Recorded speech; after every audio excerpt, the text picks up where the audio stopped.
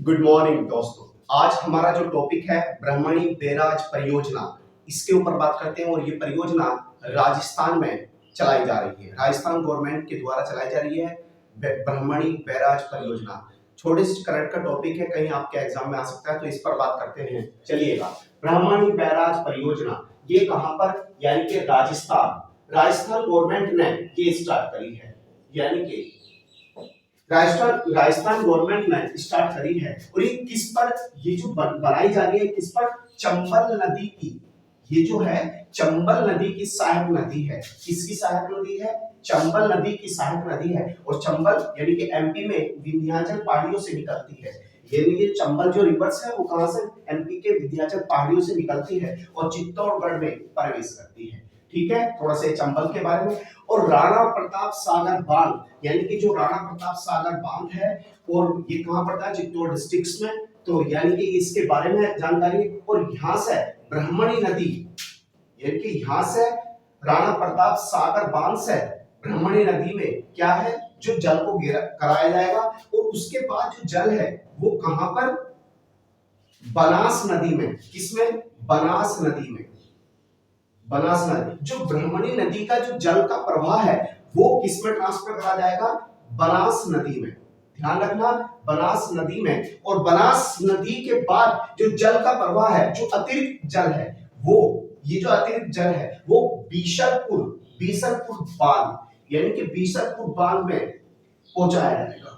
बीसलपुर बांध में क्यों है, क्योंकि वर्षा के टाइम पर, कम वर्षा वाले दिनों में भी जल की उपलब्धता हो सके। जब वर्षा नहीं हो पाती वहां पर, तो उस वाले डैम में क्या था कि बीसलपुर में पानी को एकत्रित करा जा सके और वर्षा के टाइम पर वहां पर है ना इसकी उपलब्धता हो सके। यदि जल नहीं है तो वहां पर जल मिल सके। जब ये जल मिलेगा तो उसकी वजह से, इस बीसलपुर एरिया में आने की वजह से, तो किन किन को जल की आपूर्ति हो सकती है अच्छे से, तो वो है जयपुर, अजमेर, टोंक, दौसा और माधोपुर। जल की उपलब्धता मिल सकती है। यानी कि इस क्षेत्र में यदि ये वाली परियोजना चलेगी तो ब्राह्मणी, बनास नदी, उसके बाद बीसलपुर बांध, और बीसलपुर बांध में जब अतिरिक्त जल गिरा जाएगा, यानी कि वर्षा के टाइम पर इसमें जब जल नहीं रहता तो वहां पर जल की आपूर्ति की जा सकती है। तो इन क्षेत्रों में क्या है, यानी कि जल की उपलब्धता बढ़ सकती है। ठीक है, आगे चलते हैं इसमें। यानी कि जो ब्राह्मणी बैराज परियोजना है उसकी जो लागत है वो लागत कितनी है, 1140 करोड़।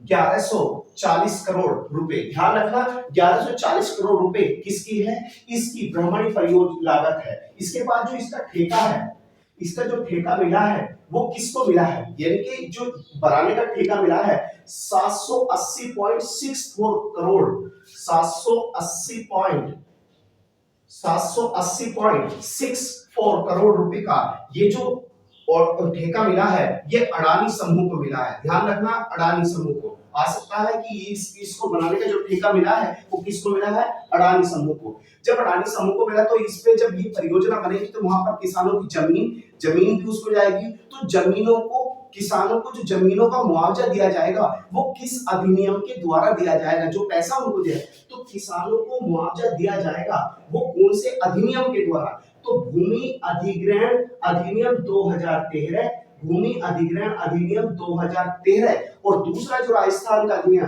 राजस्थान का राज्य नियम 2016, यानी कि राजस्थान का जो राज्य नियम है वो 2016 के अकॉर्डिंग, और जो भूमि अधिग्रहण नियम है वो 2013 के अधिनियम के द्वारा यहाँ पर किसानों को मुआवजा दिया जाएगा जब ये परियोजना यानी कि बनाई जाएगी। और ये ठेका किसने लिया, अडानी समूह ने। कितनी लागत आएगी, 1140 करोड़ रुपए। ब्राह्मणी नदी किसकी सहायक नदी है, चंबल नदी की। चंबल नदी की सहायक है। ध्यान रखना, एक बार इसमें है ना, जो आप राजस्थान का मैप देखना और वहां पर राणा प्रताप सागर बांध इसको देखना, चित्तौड़ को देखना, ब्राह्मणी नदी और बनास नदी को देखना, और वहीं पर आपको बीसलपुर डैम, यानी कि कम वर्षा वाले दिनों में भी जल की उपलब्धता हो सके, यानी कि इसमें पानी पहुंचाए, और जिससे फायदा, जो बेनिफिट होगा इनको होगा जयपुर, अजमेर, टोंक, दौसा, माधोपुर। ठीक है ना। तो ये आपके एक छोटा सा रिवीजन मैंने आपको करा दिया है। करंट का टॉपिक है, आपके कहीं ना कहीं एग्जाम में आ सकता है। ब्राह्मणी और नदी के बारे में किसकी सहायक है, किसकी ट्रिब्यूटरी है, कैसे और कितनी लागत है, किसने इसमें करा है। तो ध्यान रखिएगा, अपनी प्रैक्टिस करते रहिएगा, रिवीजन करते रहिए। एक बार राजस्थान का मैप जरूर उठा के और उसमें एक बार प्रैक्टिस करना, ताकि आपका जो कंफ्यूजन है, डाउट्स है, वो क्लियर हो जाए। जय हिंद, जय भारत।